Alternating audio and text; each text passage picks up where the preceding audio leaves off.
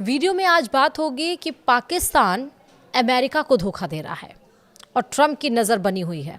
नमस्कार, आप देख रहे हैं न्यूज़ 18 का डिजिटल प्लेटफॉर्म। मैं हूं आपके साथ श्रुति श्रीवास्तव। पाकिस्तान की वह रणनीति जिसके तहत वह बड़े बड़े वादे कर अमेरिका से राजनीतिक और आर्थिक राहत हासिल करता रहा है, अब बदलते अमेरिका में असर खोती दिख रही है।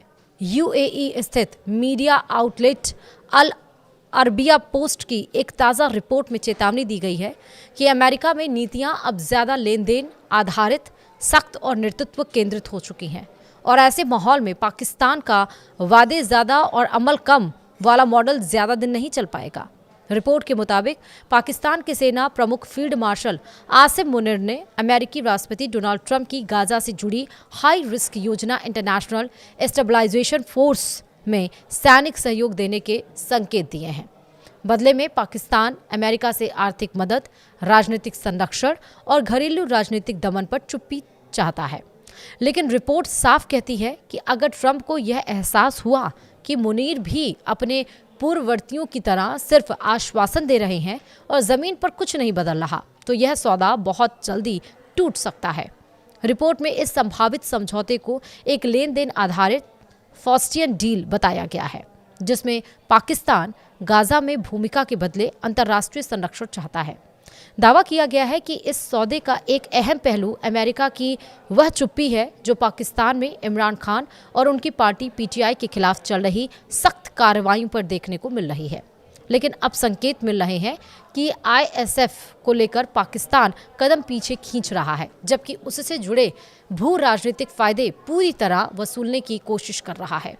रिपोर्ट के अनुसार आसिम मुनीर की सत्ता 3 कमजोर लेकिन निर्णायक स्तंभों पर टिकी है।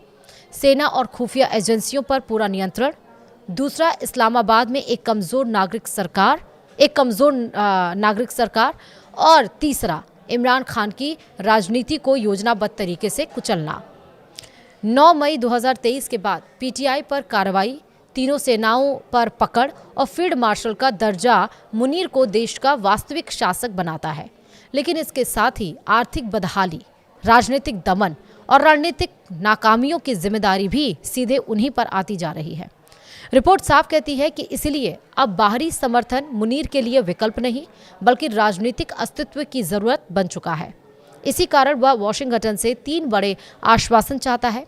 पहला, उनके लंबे कार्यकाल और असाधारण शक्तियों पर अमेरिकी मौन समर्थन। दूसरा, पाकिस्तान की डगमगाती अर्थव्यवस्था के लिए निवेश और आर्थिक राहत। और तीसरा, इमरान खान के खिलाफ कानूनी कार्रवाई। मीडिया ब्लैकआउट और राजनीतिक अलगाव पर अमेरिका की चुप्पी भी चाहता है।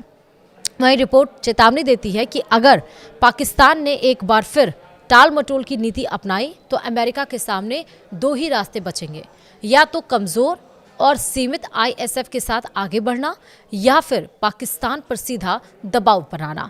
दोनों ही विकल्प अमेरिका के लिए महंगे और जोखिम भरे हैं, लेकिन पाकिस्तान के लिए और भी ज़्यादा खतरनाक साबित हो सकते हैं।